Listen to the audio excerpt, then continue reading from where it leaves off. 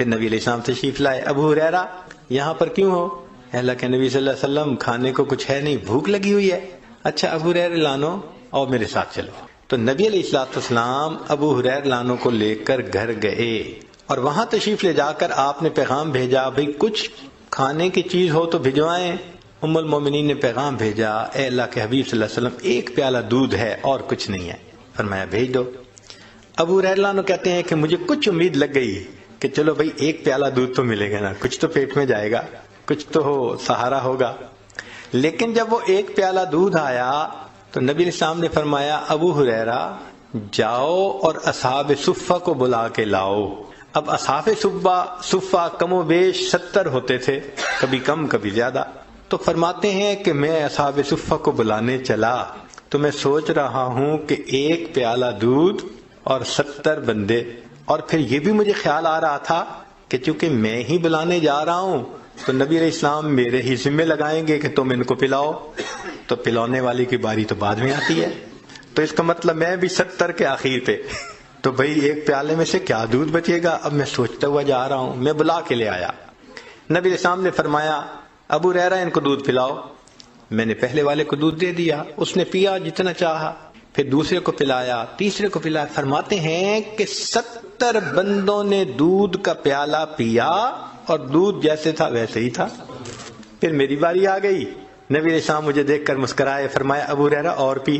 تو میں نے پینا شروع کر دیا. فرماتے ہیں کہ حتی شبعت، میرا پیٹ بھر گیا دودھ پی پی کے.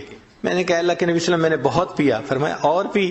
تو کہتے ہیں میں نے پھر پیا حتیٰ کہ پیٹ بھر گیا. نبی صاحب مسکرائے، فرمایا اور پی. میں نے کہا اللہ کے حبیب صلی اللہ علیہ وسلم اور نہیں پیا جاتا. تو نبی علیہ السلام نے وہ پیالہ خود لیا، نوش فرمایا اور پھر جا کر دودھ ختم ہوا. اس کو کہتے ہیں برکت، کہ ایک پیالہ دودھ اتنے لوگوں نے پیا اور اللہ نے ان کی بھوک کو مٹا دیا. جابر رضی اللہ تعالیٰ عنہ میدان احد میں آئے، جنگ خندق میں آئے اور نبی علیہ السلام سے عرض کرنے لگے اے اللہ کے حبیب صلی اللہ علیہ وسلم، میری بیوی نے ایک چھوٹا بکری کا بچہ تھا گھر میں، وہ ذبح کروایا اور آپ کے لیے کھانا بنوایا کہ آپ نے بہت دیر ہو گئی کھانا نہیں کھایا.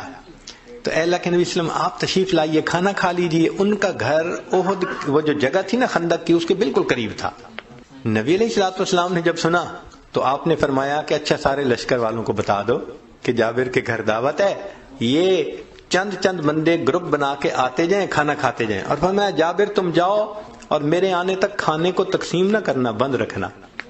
جابر اللہ عنہ گھر آئے، او اللہ کی بندی، میں نے تو نبی علیہ السلام کو دعوت دی اور اللہ کے حبیب صلی اللہ علیہ وسلم نے سب کا اعلان کروا دیا کہ جابر کے گھر دعوت ہے، اور یہ تو بکری کا چھوٹا سا بچہ. عورت بڑی سمجھدار تھی، اس نے کہا کہ مجھے یہ بتاؤ کہ آپ نے سب کو انوائٹ کیا ہے یا اللہ کے حبیب صلی اللہ علیہ وسلم نے سب کو انوائٹ کیا ہے؟ انہوں نے کہا میں نے نہیں کیا، میں نے تو صرف نبی علیہ السلام کو کیا تھا. اس نے کہا اگر اللہ کے حبیب صلی اللہ علیہ وسلم نے کیا ہے تو ہمیں گھبرانے کی کیا ضرورت ہے. نبی علیہ السلام تشریف لائے، پھر آپ صلی اللہ علیہ وسلم کھانا تقسیم کرنے کی جگہ پر خود بیٹھ گئے اور آپ تقسیم فرماتے رہے. صحابہ 10 آدمی چند آدمی مل کے آتے رہے، کھانا کھا کے جاتے رہے. پورے لشکر نے کھانا کھایا اور بکری کا بچہ، اس کا سالن پورے لشکر کو پورا آ گیا. اس کو کہتے ہیں رزق میں برکت. اللہ تعالیٰ برکت دے دیتے ہیں.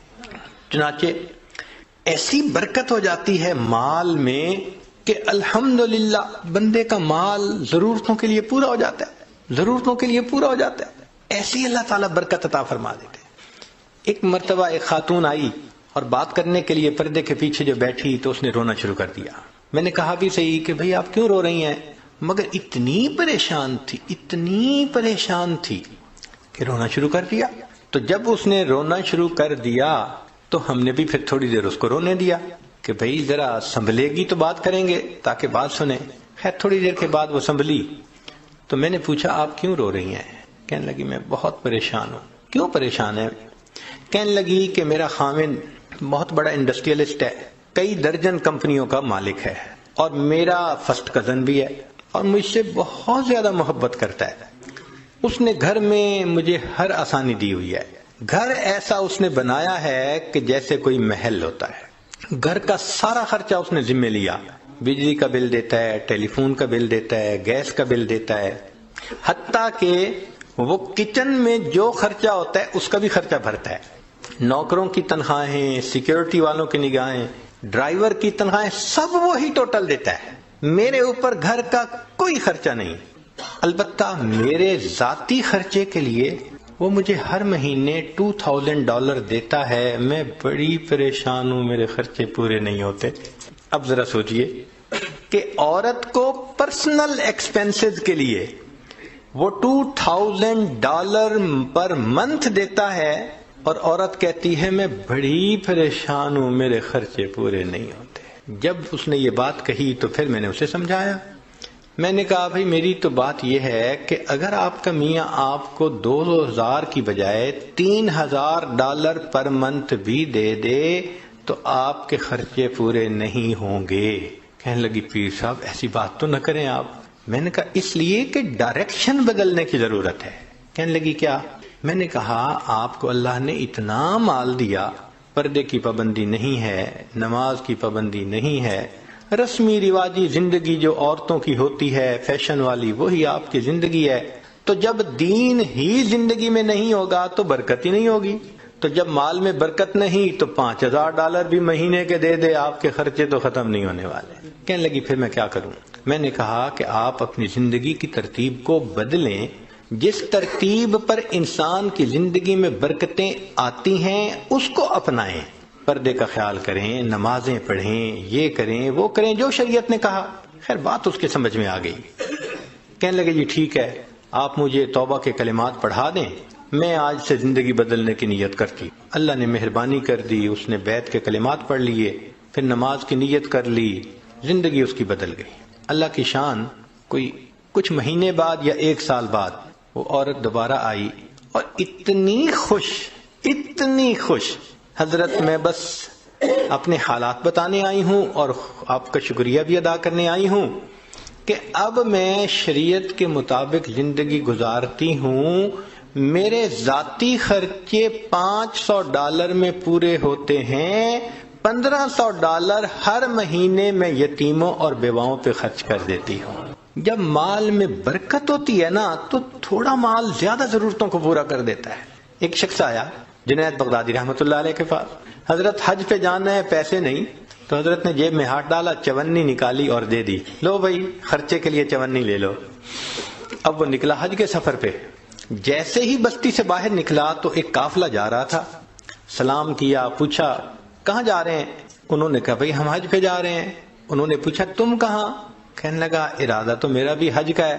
ان کا یار ایک بندے نے ہمارے ساتھ حج پہ جانا تھا، کوئی آخری لمحے پہ کام پڑ گیا اور وہ نہیں گیا، تو ایک جگہ خالی ہے اونٹ پہ، اگر تم بیٹھنا چاہو تو آ جاؤ. یہ ان کے ساتھ ہو گیا. اب قافلے والوں نے کھانا بھی کھلایا، مہمان نوازی بھی کی اور اس کو وہاں پہنچا کے حج بھی کروا دیا.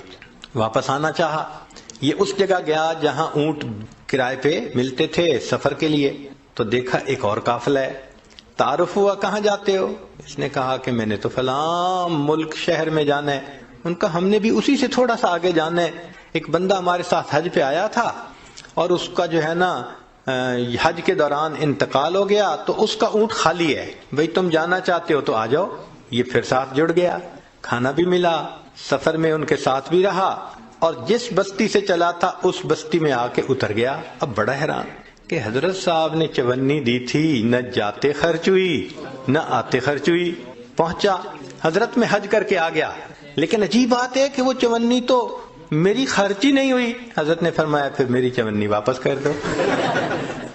یقین کیجئے کہ اللہ والوں کی چونی بھی خرچ نہیں ہوتی. اللہ تعالیٰ مال میں ایسی برکت دے دیتے ہیں. تھوڑا مال ہوتا ہے، ضرورت ہی نہیں پڑتی. چنانچہ ایک بزرگ تھے تو ان سے بیٹے نے پوچھا کہ ابو یہ جو آپ برکت برکت کہتے رہتے ہیں پریکٹیکلی بھی تو سمجھائیں. انہوں نے اپنے بچے کو لیا اور گھر میں ایک پمپ موٹر لگا ہوا تھا، اس کے پاس لے گئے اور دکھایا، بیٹے دیکھو، ہاں گیزر لگا ہوا تھا، تمہاری عمر ہے اس وقت 29 سال اور میں نے تمہاری پیدائش سے پہلے گیزر لگوایا تھا. 29 سال میں اس گیزر کو مینٹین کرنے کی ضرورت ہی نہیں پڑی. اس کو مال میں برکت کہتے ہیں. اور ہم دیکھیں تو شاید 29 سال میں ہمارے 5 گیزر ختم ہو جاتے. مجھے ایک آدمی ملا، کہنے لگا جی میرے گھر میں ایک موٹر لگی ہوئی ہے، 35 سال سے وہ چل رہی ہے، مجھے کبھی اس کی مینٹیننس کی ضرورت پیش نہیں آئی۔ 35 سال میں کبھی موٹر نہیں جلی، اور ہماری تو 35 سال میں 35 موٹریں جل جاتی۔ یہ کیا ہوتا ہے؟ یہ اللہ کی طرف سے ایک برکت ہوتی ہے۔ اللہ اس بندے کو ضرورت پڑنے ہی نہیں دیتے، اس کے خرچے ہی کم ہوتے ہیں۔ آپ دیکھتے نہیں ہیں کئی گھروں میں تھوڑی سی تنخواہ ہوتی ہے اور 6 7 بچے ہوتے ہیں، اور انہوں نے قرضہ کسی کا نہیں دینا ہوتا۔ کیوں؟ کہ کبھی ڈاکٹر کے پاس جانے کی ضرورت ہی نہیں۔ اور کئی لوگ ایسے ہیں کہ ماشاءاللہ ہیں بھی کروڑوں پتی، اور اگر پوچھیں تو قرضے بھی کروڑوں کے ان کے سر کے اوپر ہیں۔ تو برکت ایک الگ چیز ہے۔ ہمیں ایک مرتبہ رشیا کی ایک ریاست میں جانے کا موقع ملا، تو صاحب خانہ نے بکری ذبح کی اور اس کو انہوں نے بھون کے سامنے رکھ دیا۔ بھونی ہوئی بکری جو ہوتی ہے ماشاءاللہ آپ کو پتہ ہی ہے، چربی بھی ساتھ ہو تو عجیب ہوتی ہے۔ خیر جب کھانے کا وقت آیا تو ہم نے دیکھا کہ جن برتنوں میں انہوں نے وہ رکھا ہوا تھا نا گوشت، وہ نیچے چربی پگھلی ہوئی تھی اور چربی ساتھ بھی لگی ہوئی تھی۔ تو ہم تو جی اس میں سے کھانے لگے، بڑا دیکھ کے یہاں چربی نہیں، یہاں چربی نہیں، بڑا بچ کے سنبھل کے تھوڑا سا لیا کہ بھائی زیادہ کولیسٹرول نہ ہمارا اندر چلا جائے۔ ہمارے پاس ایک وہاں کے مقامی بڑے میاں آ کر بیٹھ گئے، اور اللہ کی شان کہ انہوں نے آ کے کھانی ہی چربی شروع کر دی۔ وہ بڑے میاں، ان کی بھویں بھی سفید، اور ماشاءاللہ وہ چربی اٹھا رہے ہیں اور چربی کھا رہے ہیں، چربی اٹھا رہے ہیں۔ اب 4-5 منٹ تو برداشت کیا، لیکن 4-5 منٹ کے بعد برداشت کرنا مشکل۔ ایک بندہ کھا ہی چربی رہا ہے، اور لطف کی بات کہ پھر انہوں نے چمچ پکڑی اور چمچ بھری اس میں وہ جو پگھلی ہوئی چربی تھی اور پینی بھی شروع کر دی۔ یا اللہ، اٹ بیکیم ٹو مچ۔ تو میں نے ان کی طرف دیکھا اور میں نے بڑے میاں سے تعارف کیا۔ میں نے کہا کہ بڑے میاں آپ ٹھیک ہیں، خیریت سے ہیں؟ انہوں نے کہا ہاں میں ٹھیک ہوں، خیریت سے ہوں۔ میں نے کہا آپ کی صحت ٹھیک ہے؟